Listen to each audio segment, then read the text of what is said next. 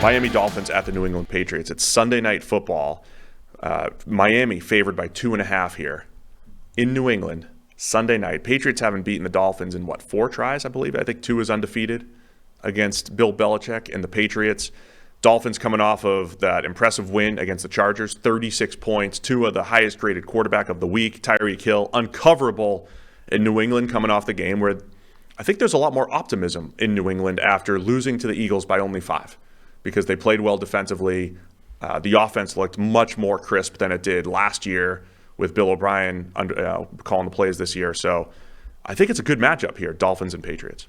No, it is. Look, this is a great bounce back, or not bounce back. This is a great follow-up from last week where Mike McDaniel's offense showed the next step of their evolution, and the Chargers had nothing to answer them schematically, let alone on an individual basis.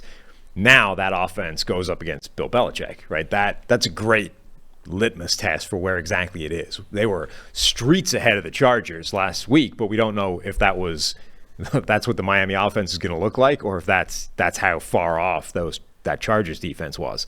So this is going to be a great test for, are they just going to set fire to the league again like they did for a big stretch of last season, or does a really smart defensive-minded head coach actually have some neutralizing qualities for this offense? I don't have all the numbers in front of me, but Bill Belichick his defenses have played against Tyreek Hill often, right, since 2018 with Mahomes, but even before that. And in the past, they would take a guy like Jonathan Jones at corner who's got 4.3 speed and man him up and give safety help and everything. But to do that, you got to play single high. Like, you have to play man coverage elsewhere. And the challenge with the Dolphins, there's 2 challenges with the Dolphins. There's another Tyreek Hill type of player named Jalen Waddle, who's also fast. And then all of the motion that they use, right? So it's where I made a mistake last week. I said, hey, the last time the Chargers played the Dolphins, they were physical and they got up and pressed. Well, the Dolphins used pressure 75% of the time last week. I'm sorry, motion 75% of the time last week. Second highest in the league behind, of course, Kyle Shanahan and the Niners, including that play where Tyreek Hill's going to line up a tight end, motion out to receiver on the same side. It's an uncommon motion from tight end out. The defense has to shift quickly, and you're going to get free releases. Like the Dolphins, it's very easy on the chalkboard to say, hey, get physical with those guys.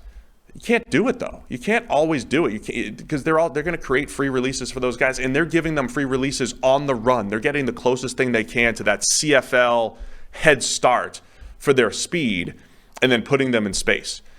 And I think the Dolphins and Mike McDaniel, I think there's credit to Mike McDaniel. Like, the scheme is outstanding. But Tua, especially on Sunday, deserves a ton of credit for how he played. I thought there were times last year where the stats were inflated for Tua, but he was unbelievable on Sunday. Big-time throws left and right, stepped up, hit Tyreek Hill in stride for the huge pass to flip the field on the game-winning drive. If they play like that again, the Dolphins' offense is very tough to stop. But it's tough to just man up and get physical with those guys because they're too good. Yeah, it's impossible to man up with Tyreek Hill. It really is. Like, we saw last week, the whole Miami offense is essentially designed around helping Tyreek Hill exploit the fact that nobody can match up with him anyway. Like, getting him into space, getting him a running start, getting him moving and scheming up a window for you to then exploit the fact that you have nobody on defense that can do anything like what he can do. I've said this before, but he has that Randy Moss overwhelming physical advantage versus other people. Like, Randy Moss has these plays where he absolutely annihilates 4.3 speed people. Like, there's a play out there that I tweeted where he just runs right past D'Angelo Hall. Like, D'Angelo Hall's strength was having 4.3 speed. And Randy Moss, with 8-yard cushion, Moss just ran past him like he wasn't there. There's nobody that can do that. Tyreek Hill has the same thing where he has that speed and quickness, laterally, and the sort of explosive, short, quick movements. You might have guys that are really quick on defense or really fast or all these things. You have nobody that can do what Tyreek Hill can do, let alone try and mirror him doing it. So it's a very, very hard problem for a defense to have to solve of how the hell do you bottle that up? And there's no good answer yet. And anything you had last year Miami is crafting solutions to try and make it even more difficult. So, I mean, that's the game for Bill Belichick and the defense is how the hell do we stop that killing us? So those matchups, you'll see Jonathan Jones and then rookie Christian Gonzalez. Gonzalez had a pretty nice game the other day. Got whooped a couple times, got beaten a couple times by A.J. Brown. That's going to happen, but made a nice play on the ball, had a sack for whatever that's worth. But the New England defensive front also really stout. I mentioned that in the Eagles write-up. Christian Barmore, by the way, second highest graded defensive tackle over the last 3 games, for whatever that's worth. 2 games to finish last year, and then week 1. Christian Barmore starting to look like what the top 10 pick that we thought he would be coming out a few years ago. New England's defensive front, even though the Chargers look good on paper with Bosa and Mack, I think New England's going to be a lot better up front. They've got an interesting cornerback duo with athletes like Christian Gonzalez and Jonathan Jones who could do a little bit better. New England's going to do better, I think, against Miami's offense.